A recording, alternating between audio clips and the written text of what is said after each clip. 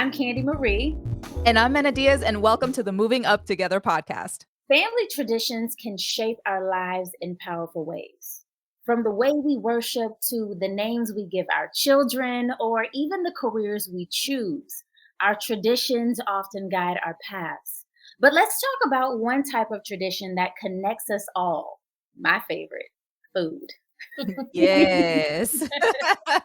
So think about some of the delicious recipes that have been passed down in your family. Your great uncle's mouth-watering eggplant parmesan, your abuela's irresistible chilaquiles, or your mom's unforgettable mac and cheese. Oh, girl, did you say mac and cheese? Right, exactly. Mac and cheese. Yeah. Well, Minna, just thinking about all of that, it just makes my mouth water, especially the mac and cheese. So today we want to give you some food for thought. From the time we are newborns, our nourishment is guided by our family's outlook on and access to food. The relationship with food and views on what we eat make a big impact on us today, one that could shape our future health outcomes and even decades down the road. Two people working to help us reimagine the way we see food and its impact on our lives are Allana Samuel and Markeisha Williams. Alana is a mom of 5, and she's also a dedicated lactation consultant living in Oakland, California. Markeisha is an experienced nutrition counselor, and she runs a graphic design business on the side, all while raising 4 children, including a set of twins. So thank you, ladies, so much for joining us today. Thank you for having us. Yes, absolutely. Now, before we get this food party started, Minna, because Lord knows my mouth is definitely watering, I want each of you to give a brief introduction, and then a little later, we're going to dive deeper into your stories. All right, so let's start with Allana. Could you give us a fun fact that people should know about you? Yes. One fun fact about me is that I am extremely athletic and competitive, and I love to play basketball. So, extremely athletic. I feel like I need examples. So it has been my experience, but I believe I can almost play any sport. Every sport I've tried since I was a little girl, I excelled at. Even when I played field hockey, which I didn't know existed until I went to high school, and they begged me to be on the team. And so I just find that most sports I just catch on right away and I'm able to perform well. I love it. And I love that confidence. She was like, yes, honey, I can play anything. I love it, Queen. I love it. All right, Miss Markeisha, how about you? Give us a fun fact. Oh, wow. I would say everybody knows I'm an artist. I kind of feel, not to brag, let's say that the Leos feel like they're the center of attention. So I try not to pat myself too much. But I like to sing. I grew up dancing, and I always had a passion for drawing. And recently, as I was telling Lynette, I also got into the graphics part electronically. So pretty much everybody knows that I do art. That's my main thing. Wow, that's really cool. What kind of art? So really, I'm a social media manager too. I forgot to put that in, but I generally create flyers, logos for businesses. Particularly, I have a heart for indie musical artists.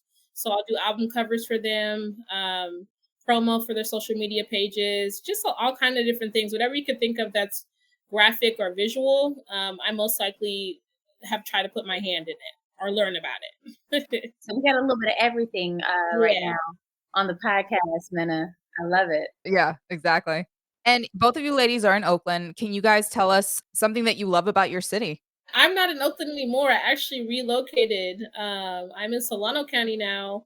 I was in Oakland up until 3 years ago. And okay. My love for Oakland, it has to be the culture. It's so different than anywhere I've ever been. I can't say that they're the warmest people. I came from Northern California, and it's really country. So when you see people, it's like, hey, how you doing? When I first moved to Oakland, I didn't really have that experience. It was kind of like, oh, you guys don't say hi to strangers. But I can say it's a cultural mesh pot. You can find every ethnicity, all types of foods. So I love that it's just completely diverse. So for me, Oakland is my heart. I was born and raised here. So was my mother, and almost all of my close family. And just being a native Oaklander, it just comes with a lot of pride. I think I realized that most when I went away to college. I went to San Diego. And I learned that people that are from surrounding cities, even if it's a city or two away from Oakland, they'll say, hey, I'm from the Bay. You never hear a native Oakland person say I'm from the Bay. They say I'm from Oakland. And you can always tell the difference. So I think most native Oaklanders, like that's something that we all kind of cherish is we're self-proclaimed fresh people. You know, you from Oakland, you fresh. I So believe yeah, definitely a pride thing, and that's anywhere. When people go out of state and you ask them like, where are you from? Oh, I'm from California. You ask somebody from Oakland, where are you from? Even if you're in New York, they're more likely going to say Oakland or Oakland, California. So that's something I've just experienced and learned in my 42 years of moving around. Most Oakland people respond that way. You know what cracks me up? Real quick, Markeisha, I had the opposite of your experience where I moved from the Mid-Atlantic from DC, where we are very cold. We look past you. We don't really respond to you when people talk to us. It's like, "Why are you talking to me?" Like, "What do you want?" And I moved to Atlanta where everyone talks to Yep. you and everyone says hi, and I mean, you wanna talk about Southern hospitality, and it took a while for me to stop being afraid of people. 'Cause I was like, "Why are Yes. you talking to me? I don't know you." And now I go home and it's like I have to remind myself to turn that switch because now I'm so used to being friendly to people that I forget Mhm. I can't do that back home. Yes, Atlanta is so welcoming. I did get to visit there a couple times. It's very different. I love it. Yeah. Yeah. And you know, man, I had the same experience moving from Atlanta to LA. I was that girl Mm. that was on the train and that was walking down the street, making Saying eye hi. contact. How Yeah. y'all doing? Nice to meet y'all. And they look at me like, girl, we don't know you. Who are you? So very similar experience. That's hecka funny. Now, we're talking about food. And as we know, food is such a major part of our community, of our culture. And when I think about food and what it's meant to my family, we didn't know about the health benefits to food. We just ate soul food. We ate the food that made us feel good, right? And when I go back home and I talk about, oh, well, I'm not eating this or that, they're like, girl, then you about to starve because this is all we serve in this house. Now, Markeisha, you've worked as a nutrition counselor for over 15 years. Could you break down your job and tell us what it is that you love about what you do? So I actually started as a certified lactation educator, purely focused on breastfeeding support. So that was all about encouraging, new mothers or mothers who are having more than one child, and discussing the benefits of being able to breastfeed. So it started actually at conception, per se, with the education for the mothers and the families, and then it gravitated into families and their children up to 5 years old. And a lot shifts between a newborn and even a 6-month-old, believe it or not. It doesn't even take a full year for, especially Black community, for us to start offering chicken bones. Mm-hmm. You can suck on the chicken bone. You can give them a little taste of this, a little taste of that. We're so good about offering things. So I feel like for me, the love of food, that saying, love is through the stomach is really real. Like I feel like it keeps you connected. It helps me feel passionate about having a better start for my kids, futures, and pushing them to have better, eating habits than what I had because we didn't have a lot of access like we do now. So that's what I really enjoy, is just learning so much more about the benefits and the negatives about food. Like it's more than just what it looks like. So I love that. And you spoke about teaching. How exactly do you teach people how to tweak those family recipes just to create healthier lifestyles while still honoring cultural traditions? Well, that's a great question. I feel like the honoring part is the hard part because it's hard to take grandma's recipe and say, I'm going to omit extra brown sugar in the pecan pie or in the peach cobbler. Like, what do you mean you're only using half a cup of sugar? Like, no, you got to put more. Right. So I think for me, the teaching part it has to go to the root where I do speak to grandmothers, and I did have to speak to aunties or whoever was the caretaker at the time for even some of the young adult mothers that I had. And I had to show them like the differences, like, hey, listen, I understand it tastes good, it feels good to eat it, but we got to think about long term and how a lot of those habits that we have negatively affect us. Like, we all look like we're okay now. That's the main thing I got back was like, well, I'm fine. And I'm like, well, you're only in your 50s and you still have, more time to live. So do you really know if you're fine?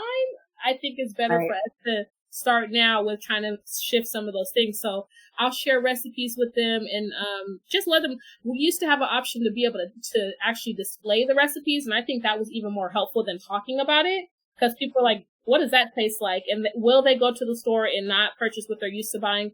Chances are pretty slim. But for me, it's really about showing them like what the long-term effects are. So for me, it was kind of the opposite. For my mom, it was my mom always focused on natural foods, and she would always my mom would tell me where I would want like the Pop Tarts, or the not the Cheerios. Give me a bad cereal that is like the most Lucky delicious. Charms. Lucky Charms. Like she's like, I'm not buying that plastic food. And I never understood that, but a lot of it comes from the indigenous roots for us, where we eat indigenous foods. We eat, food that's grown from the ground, your corn, your tomatoes, your onions, like, it always has some kind of fresh vegetable in it, right? We're gonna set aside the Caribbean cooking for a second too, because I grew up on Caribbean cooking too. That's a lot of fried food, so that's another part of it. But, for the most part, my mom being Chilean, she was always really big on earth food essentially, and not the American plastic food, which I never understood until I got older and realized, "Oh, alright, well, I don't know where to access this stuff." And it was even hard for her, because we didn't live in areas that had the best, um, supermarkets. So, you go in, you teach this family about the value of healthy eating and eating whole foods and creating different, essentially trying to create the same recipes, but with just maybe slightly healthier options, right? So you're gonna substitute your oils for applesauce, or you're gonna substitute your, um, ricotta cheese for cottage cheese, for example, and I'm just throwing stuff out there. What can people do if they don't have access to actual good grocery stores? One thing I think is really common in our work now is farmers market. There has been so much promotion of the farmers market, and at our particular place of employment, we actually give our families farmers market vouchers where they can buy fresh fruits and vegetables. We give them out every summer, and the program we work in as well give currently since the pandemic they give up to $70 a month to families so that they can buy fresh fruit and vegetables. But I think that's been life changing for a lot of our urban communities, and they have farmers markets throughout the community that they can go to different days of the week. And we actually pass out flyers and text people, you know, information so they know where to go and the hours that they're open. That's fantastic, because how do we advocate for systemic change when it comes to food disparities? And we hear this term a lot, food deserts, which are Mhm. unfortunately are minority communities in these food desert areas, which essentially are, you don't live anywhere near an access to a farmer's market, or to, you're gonna have to, either if you don't drive, you're gonna hop on 2 buses to at least get to the farmer's market, or you're gonna Mhm. have to drive over 20 minutes to get to this farmer's market. Then you go into, well, that's a lot of gas when I can just go around the corner and there's like a mart right there with all kinds of just fast food. What can we do to change that? How can we advocate for it? So this question is multi-pronged, right? And its answer and solution. And one thing that I've seen happen here in Alameda County, where we live, and we both work for the public health department. So there has been a lot of policy work around accessing fresh foods and whole foods. We have a specific program in our county called Healthy Retail, And so they do work where they go into liquor stores, because there's plenty of them, and work with the owners to make sure there's access to fresh fruit and vegetables. The issue I find is we know that fresh fruit and vegetables don't last long, right? Their shelf life is short. So if the members of the community aren't buying them regularly, they're going to waste. Mhm. So not only do we have to work on a policy change and start from that side, we also have to work with the families in the community, and it takes time to get them to change habits so that they're actually purchasing these fruits and vegetables that we're working to get inside community. So it's a lot of work to be done. And I understand, Alana, that you're a lactation specialist. Yes, I am. Can you tell us a little bit about your job and how you became interested in doing that? Absolutely. So I am a IBCLC, that's an International Board Certified Lactation Consultant. Never knew that was a thing prior to having my first son, who's 19 years old. I went to college to become a dentist. Um, Changed my mind, but didn't really have plans. And spring break before I graduated, I had my first son.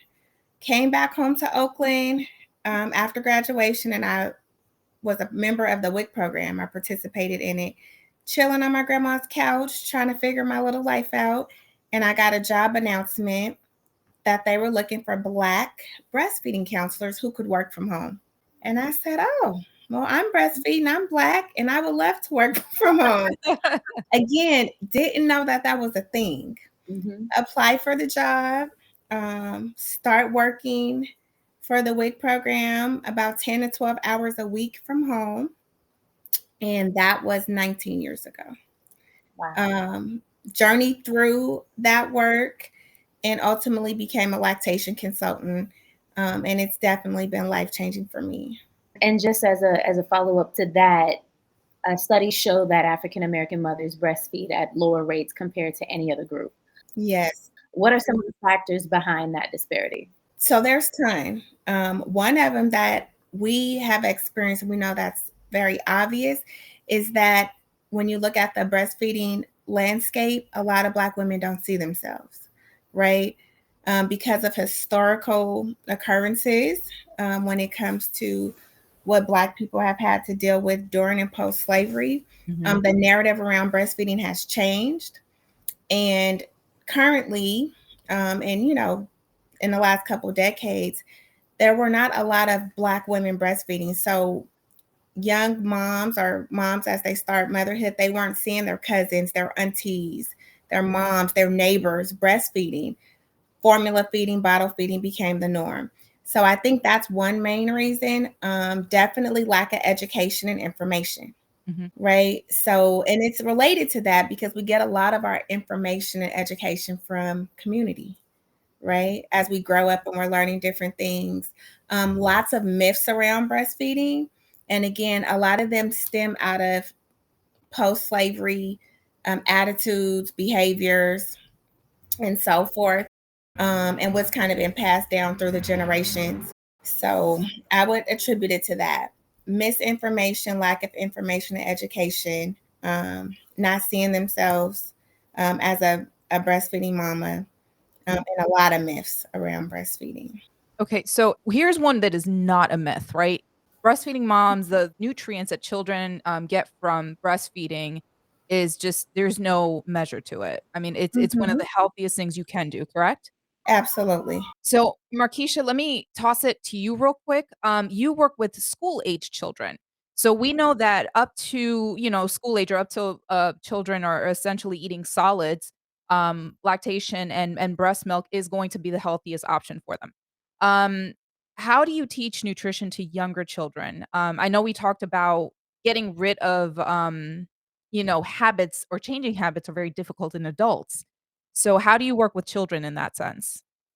Just backtracking a little bit, I still do counsel, newborn nutrition up to 5 years old. So, Mhm. when it's children that are not, I can't say I directly talk to kids until there's something that needs to be at their level and they can understand it. So an example of that would be for instance, like it's really big for people to bottle feed past 1 year old. And a lot of times that interrupts their ability to actually focus on their food because they're so used to having their bottle as a comfort.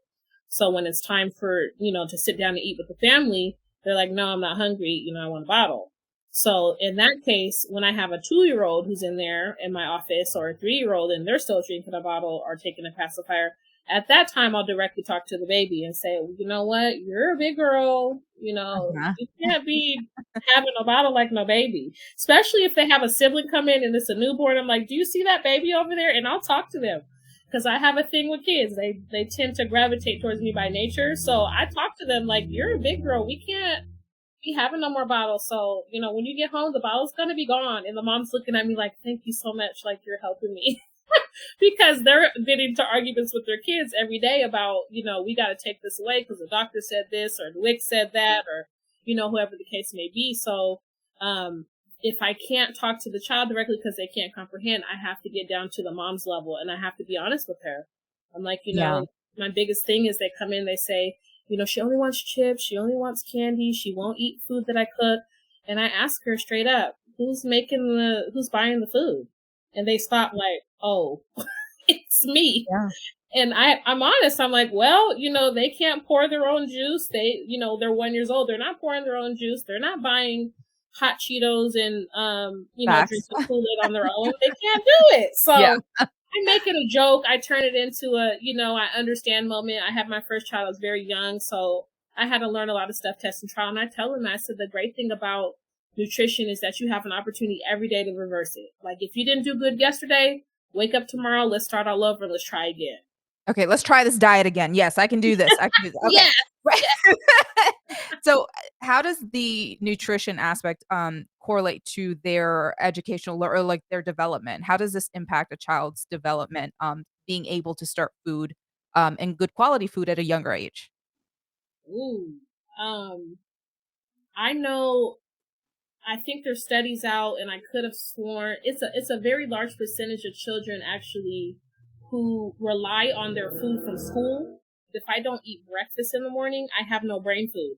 So I can't function at school. I can't concentrate because my stomach's hurting or I don't know if I'll eat again. So the importance of 3 meals a day is very vital to school-age children or even kids in pre-K because kids do start school at from 1 or even younger than that. So teaching them the responsibility of having, breakfast, lunch, and dinner is really vital for their development. It helps them understand their, even their mobile skills, like their, them being able to hold a fork and a spoon. That helps with being able to write later on. Like all those things correlate together. Thank you for saying that. It reminds me of a conversation that I am consistently having with my little sister. And I'm like, I might need to have a 3-way between me and her. But no, like I agree. Like one of the hardest things is getting her to say no to the kids when they're asking for it and giving them an apple instead. And, diabetes runs in my family. So that's a fear. I lost my father to diabetes. But it's like so many of us have lost loved ones. So we have to start in the homes. We have to start when these kids are younger and we have to normalize healthy eating. So that's why this conversation is so important. I love that you're teaching young mothers how to do just that because I know it's hard. I know it's stressful, especially when the kids are crying and, they're multitasking and being super woman. Sometimes it's just easier to hand them that treat because it's what the kid is asking for. So thank you so much for saying that. Yeah, and if I could say one last thing, I have to be honest that I'm a mother too, so we're gonna give in. Like there's moments where I'm dead tired. I get home and my kids are like, "Can I please just take it, just have it? I am tired." So I ask moms permission to give them the education, but I tell them to give themselves grace. Like every day's not gonna be easy. You're gonna have moments where you have to give in because you need to get an hour of sleep. So, just being honest and being realistic. And hearing these conversations from you as well as Allana are so very important because representation matters. We cannot say it enough. I think that's been one of the consistent messages that we've heard echoed throughout this conversation is that representation is important. And speaking of which, Allana, I want to direct this question to you. How important is cultural representation in your field, specifically as it relates to the women and families that you work with? Absolutely. It is actually vital. As I mentioned, I was hired as a African American breastfeeding peer counselor. They targeted Black mamas who were successfully breastfeeding so that we could come into clinic and impact those moms who were pregnant, to help increase breastfeeding rates because we do know how it contributes to the health disparities. Um, Likewise, so was Markeisha, originally hired as a Black peer counselor. And I was able to watch it work firsthand. It was nothing like a young pregnant mom or even an older pregnant mom coming into a clinic and seeing other Black mamas breastfeed. We would sit in support groups years ago when we had, well, both of us have young babies again, but when our older children were young, we would sit in support groups and model. Yeah, we would talk, and sometimes we didn't even have to talk breastfeeding, but the fact that we were sitting in circles, sitting in community, breastfeeding our 1 year olds, breastfeeding our 2 year olds, it spoke volumes, right? To see another young mom doing that and then letting them know that we understand you can still go back to work and school. You can still kick it and do the things that you want to do and still give your baby the best. So we weren't just talking the talk, but we were walking the walk. And so I definitely think it's critical. I recently saw a video that, a mother was breastfeeding at the beach, and she got mommy shamed for breastfeeding her infant at the beach. What do you guys think about, mommy shaming and breastfeed shaming, like feeding shaming? What do you guys think about that? Well, let me start because listen, I actually Alana and Brandy, who was our other UpTogether member. They were really my role models for what to expect in the journey of breastfeeding for my future children too, because I came in with my own set of education. I didn't have a lot of experience. So I learned from them.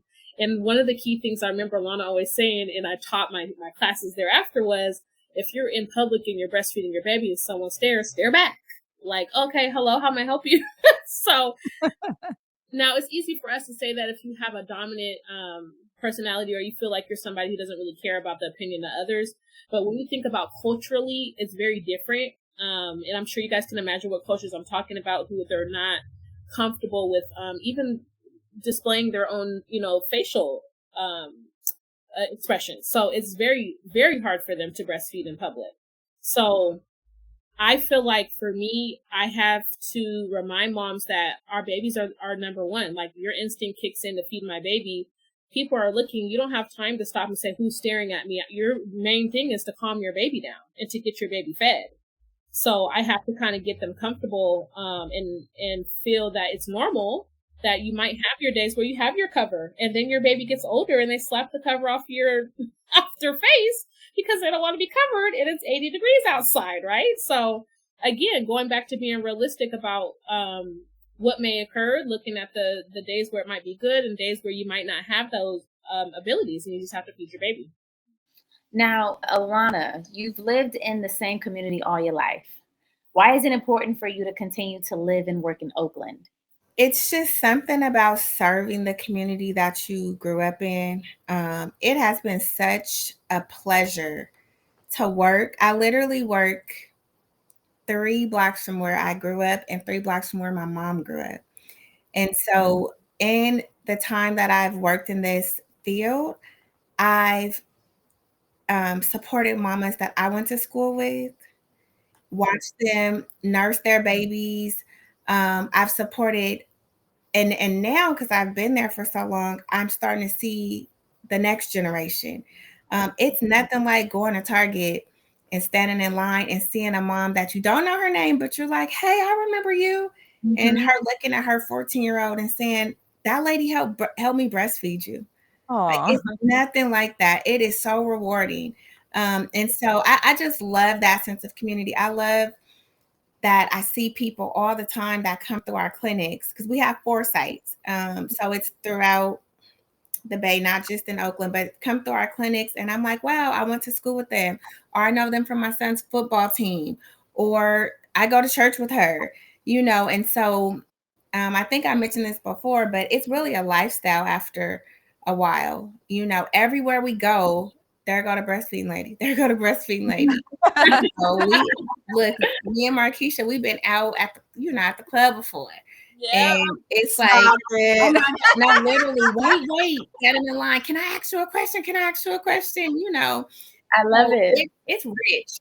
It's rich. I think it's safe to say that you're a pillar in your community that your community needs, So thank you for being that. And because you've spent so much time in your community, I'm sure you've seen it change over time as well. Tell us about some of those changes. The biggest change that we've seen definitely is gentrification. Um, it's unbelievable. The site that she and I work in most is in East Oakland. And again, I grew up there. And as a child in elementary school, just being honest, we rarely saw white people in East Oakland. It was predominantly Black by far. A few what we would call Chinese, because as an elementary student, we didn't know that all Asian people were not Chinese, and then Mexican in the same way, right? But very, very Black. And I remember slowly but surely seeing white people come to East Oakland. Like it stood out. It was and I mean, I'm an inclusive person. I went to high school in Berkeley, which is very different and diverse. But it was something about being in East Oakland, you just didn't see white people.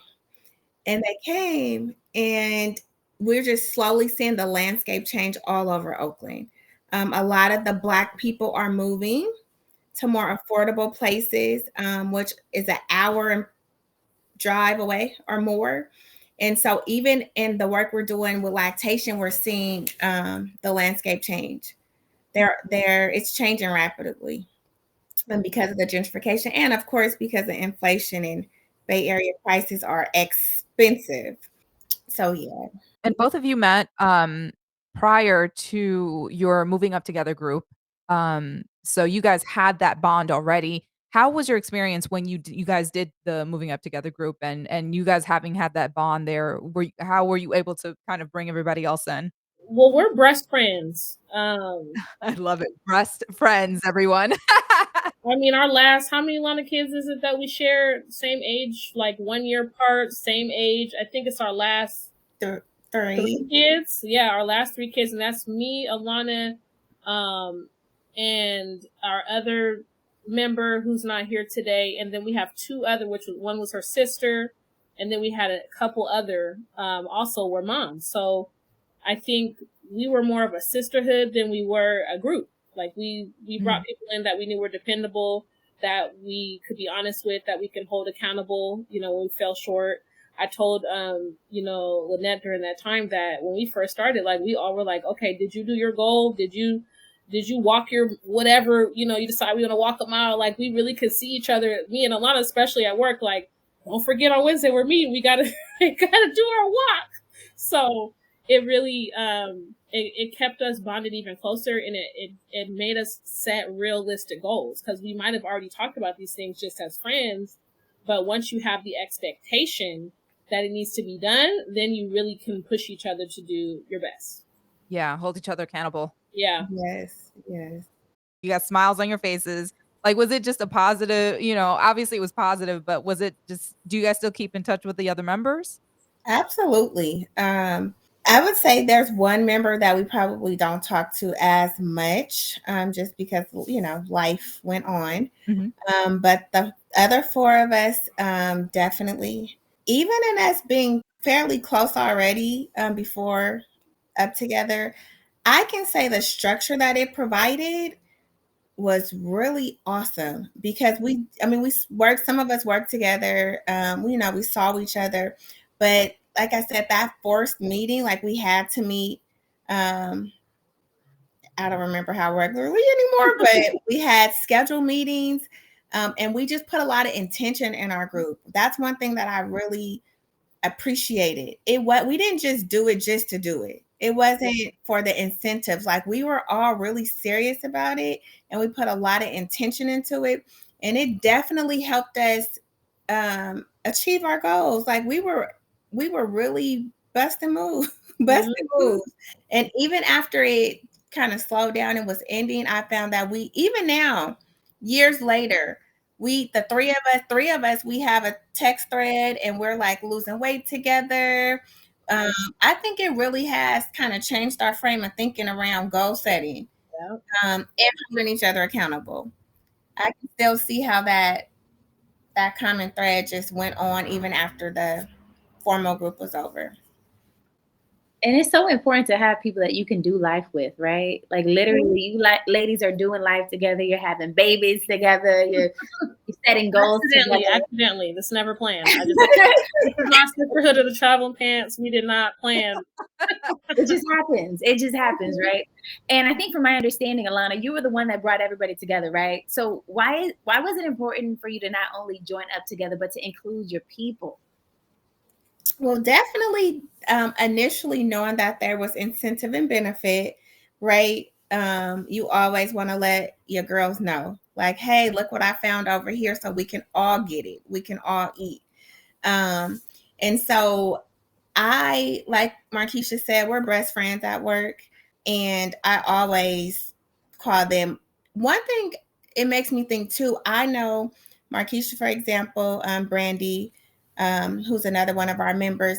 Oftentimes, when we do this for each other, when we ask a thing of each other, or we're like, hey, I got this idea, like, I need you on board, we're all game.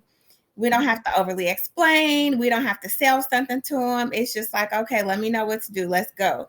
And so all of them were like that. I was like, I can't tell you a lot about this because I haven't done it yet, but y'all, let's form this group. Like, we go, see what it do.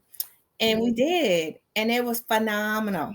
It was phenomenal. So I appreciated sharing that space with people that I already knew, Yeah. that I already had a trusting relationship with, and I could be open and transparent with. Um, that was a wonderful experience. So major takeaways here, ladies and gentlemen. Find your people. Don't be ashamed of breastfeeding. Seriously, because I love that. I love that you said, Markeisha, specifically that it's like you need to be prepared for Yeah. what is coming because it will come. Yeah. You will run into some random person at the mall and you happen, like you said, forget your cover. And what are you gonna do? The kid has to eat. So Mhm. I love that you said that. But yeah, find your people, good nutrition. Don't be ashamed of breastfeeding. Um, the people that you guys are working with, and I would also I don't wanna assume this, but the people that you guys are working with probably don't have those things. Yeah. So the fact that you 2 can facilitate, um, this knowledge for them essentially and kind of help guide them through this walk is phenomenal, and thank you to both of you. Thank you. And I want to say to you guys, it's really important for me and my family. We have to break generational curses. Like, a lot of times we know what to do and we're scared to move forward because we don't want to be judged or make a mistake and not look like the past and what we've seen before. But I think the blessing of having grandparents and aunts, great aunts and uncles is to learn, from their mistakes and to undo those mistakes for your future. Exactly. No more spirit of fear. We are Mm-mm. moving up together, right? We letting that spirit of fear go. That's one of the things that me and my friends we say to each other. Whenever I see one of my friends operating with that spirit, I'm like, you gotta let that spirit of fear go. We don't operate in that, you Amen. know. That accountability is so very important. And speaking of accountability, we have a very important segment that we call free game. Minna, you want to take it away? Ladies, here is where we give you the opportunity to essentially school someone in your community, whether it's a government official, an organization, somebody higher up in your community that can make change and create changes for your community. What would you tell them? What would you school them in your particular field? To the policymakers and those who are able to directly affect our communities, I really want them to understand that these are not just legislation that you write on a paper, and this is not about what you've learned in college or, whatever external education you receive. You need to immerse yourself in the community that you're going to change. I see a lot of policies written that even would negatively affect the people who live in this community. And I don't think they think about that. So you need to have conversations with the people who are directly affected, the children, see what their perspective is on if you're changing their school lunches from now, the peanut butter and jelly, you want to give them another option. Well, ask them what it is that they would prefer to eat. It's really important that you get to the level and see people for who they are and not just directly change it and, hope for the best. I think it's so important that you get the feedback from those who are going to be directly affected by that change. So I just hope and pray that moving forward, people empathize with those who don't have that education and really do seek it, but don't know how to ask for it. Two things come to mind for me really quick. One, for mamas, families in particular, is to be the change that you want to see. And I know that when people are, it's said that when we know better, we do better. And I really feel like we do have the power to do that, even if it hasn't been normalized yet, if it's not what's popular. But I really would push people to do that. And I've seen that in our sub community. I've seen just pockets of people, entrepreneurs, young moms, really just make some changes, very different than the generations before us. The other thing to policymakers and program directors, etc., very similar to what Markeisha said, is that it's important that these resources are put into the hands of community. I've watched over my 19 years in this lactation field, I've watched what we call it Blacktation. So we members of the Blacktation community, I've watched the changes we've made, the impact that we've had, because we've been able to have say-so in how lactation education and resources were used. And some of the struggles we had at times because we wanted to do things different than program heads and people who had the resources. And it's a constant struggle and battle, but I think community has the power to change itself if given the resources. Can we say that again? Community has the power to change itself if it has the resources. Ooh, I think that's a great note to end on. Um, we're so thankful, so grateful to have you ladies on with us today. Allana, Markeisha, thank you for giving us your time. This has been such a powerful, eye-opening conversation. Thank you for joining us, and thank you so much for your insights. Thank you, guys. Thank you for having us. Moving Up Together was created by the national nonprofit UpTogether and produced by Creative Differences. If you enjoyed this episode, please subscribe and leave us a review on Apple Podcasts, Spotify, or wherever you listen to your podcasts.